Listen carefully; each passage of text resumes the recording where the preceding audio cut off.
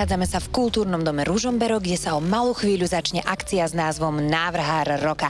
No a po tomto mole sa o chvíľočku začnú prechádzať modelky, ktoré nám predvedú úžasnú kolekciu mladých módnych návrhárov. A ja verím, že sa vám budú páčiť.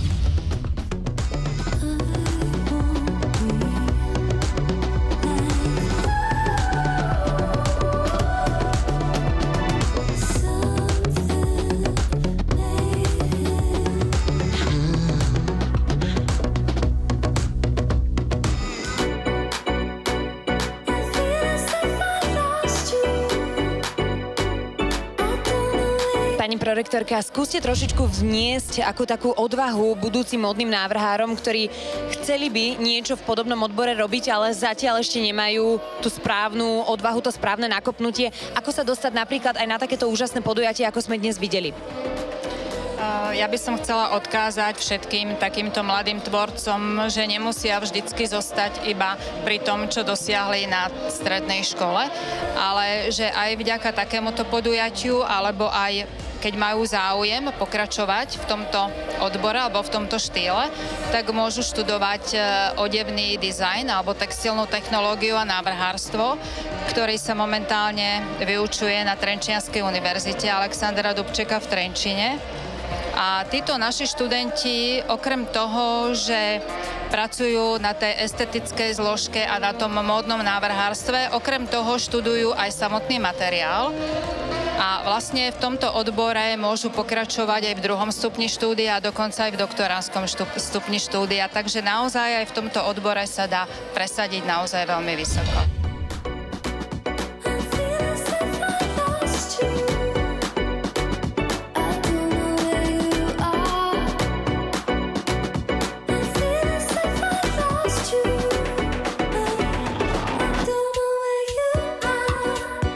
Johnny, toto je tvoj prvý ročník, čo si moderoval takúto udalosť Návrhár roka. Ako sa ti pracovalo? Bolo to veľmi zaujímavé, do poslednej chvíle sa všetko menilo, utriasalo, takže bol to trošku adrenalín, ale myslím si, že sme to zvládli celkom fajn, úžasná atmosféra, také veľké srdce som tu cítil tých organizátorov, ktorí túto súťaž organizujú. Takým hlavným účinkujúcim bol aj pán spevák Vašo Patejdl. Ako sa ti pracovalo práve s ním? Vašo je úžasný, on je skutočnou celebritou podľa môjho gusta a vôbec o seba tú celebritu nerobí. Je pokorný, skromný, myslím si, že on by mohol chodiť s tým hore nosom a nerobí to.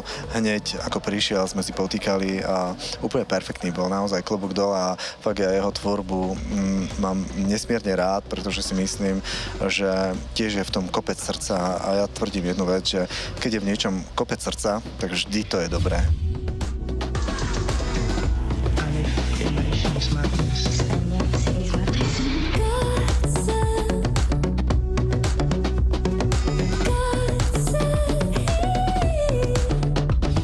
Lizák, vy ste boli pomenovaní za takou dušou dnešného podujatia. Skúste nám trošičku priblížiť, čo všetko ste museli vynaložiť na to, aby dnešok dopadol tak výborne, ako dopadol.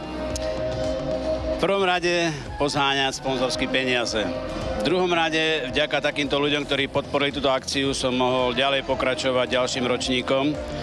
Nie pre mňa, ale hlavne pre tú mladú generáciu, ktorá by chcela sa presadiť, ale nemala také podmienky v minulosti, lebo ten textil upadal, aj odevníctvo.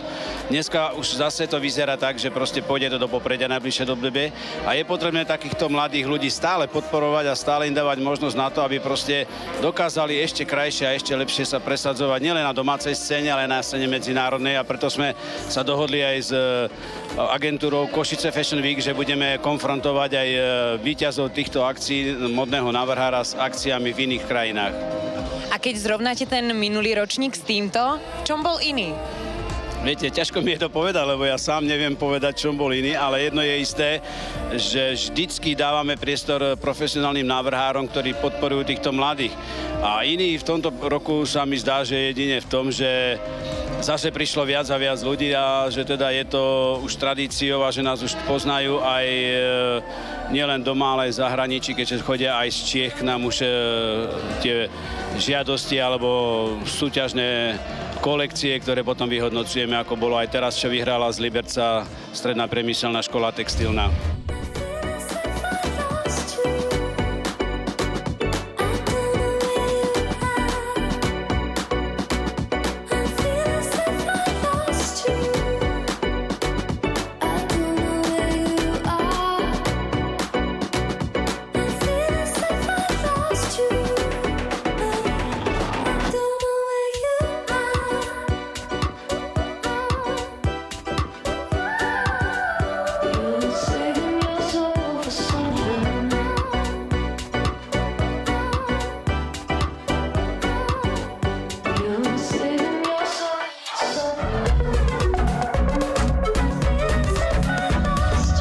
si bol jedným z porodcov dnešného podujatia. Čo hovoríš na finalistov dnešnej súťaže?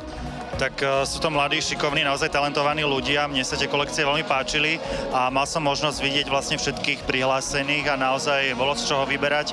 A myslím si, že táto trojica, ktorá tam bola, aj keď víťaz nebol môj favorit, tak si myslím, že v tých troch kolekciách sa určite nájde každý, pretože boli tak rozdielne, že každý si príde na svoje. A ktorý model tak teba najviac zaujal? Mne sa páčila tá kolekcia, ktorá bola inšpirovaná, vlastne nebola v nej použitá modrotlač, to bola tá na druhom mieste, to bol aj môj favorit, takže mne sa páčilo, že tam boli použité také tie staré prvky toho ľudového s tým moderným dizajnom a to je teraz veľmi také súčasné a moderné.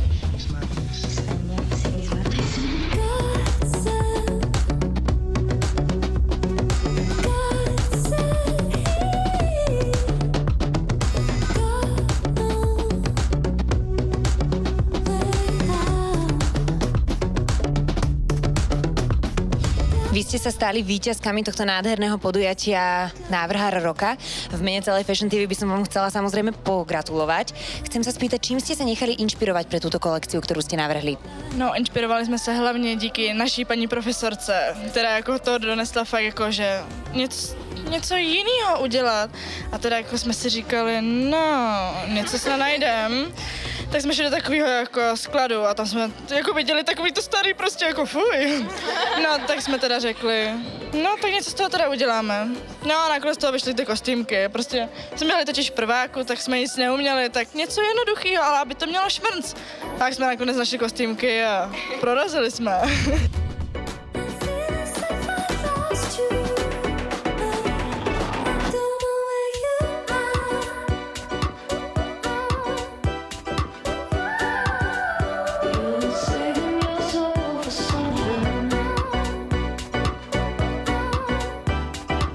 Program Návrhár roka už skončil a všetci sa začali pomaly presúvať do atria tohto krásneho hotela Kultúra. No a teraz začne tá pravá zábava v plnom prúde.